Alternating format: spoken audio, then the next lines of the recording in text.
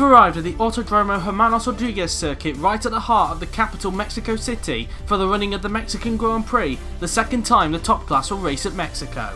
Coming into this week, one returnee and one debutant have been making the headlines this week. The first team news of the day concerns Williams, as they have announced that 2016 DTM champion and the team's current test driver Julius Anderson will be returned to the top class with the team in 2017. Julius for the past 2 seasons has been aiming to get back into the top class ever since he was left without a drive at the end of 2014. He finished 7th in the Formula E Championship in 2015, showing great pace throughout the year, but suffered a lot of bad luck which prevented him from mounting a real championship challenge. For 2016 he returned to DTM, where after a very consistent season he won the title, thus making him the first driver in GP4OC history to win a championship without taking an outright win throughout the course of the season. His consistency, raw pace and his determination impressed Williams so much that the Oxfordshire-based team offered him the chance to return for 2017. His announcement will feel like a relief for Julius, and he will be looking to have a great return year and hope to stay in the top class a lot longer than what he did last time. His announcement means that Romain Quarg, as predicted, will be leaving the team at the end of the season, with his future in doubt as a result of him missing out on a Ferrari drive for 2017. Only time will tell what will happen to Romain after this season.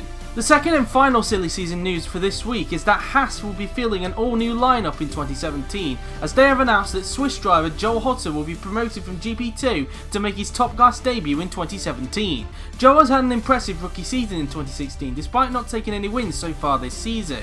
He currently lies 7th in the GP2 Championship with a slim chance of taking 3rd in the Championship, and his team Carling are currently embroiled in a tussle for 5th in the Teams Championship.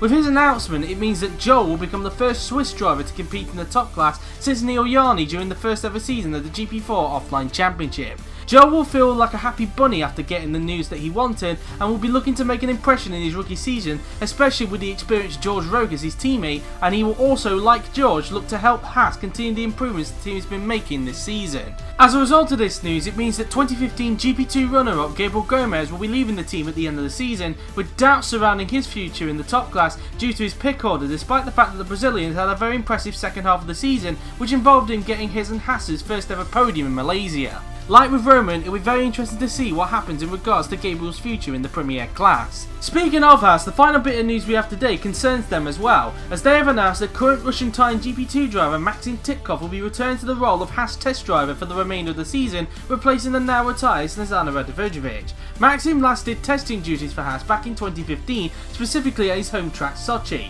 However, his services as Haas test driver were not renewed in 2016 as the team took on Snezana Radovojevic for this season. But with her retiring from the series earlier than scheduled, the team offered Maxim the chance to get his old job back, which he accepted. He will be taking part in the Abu Dhabi practice session next week in order for him to get a booked session before the end of the season.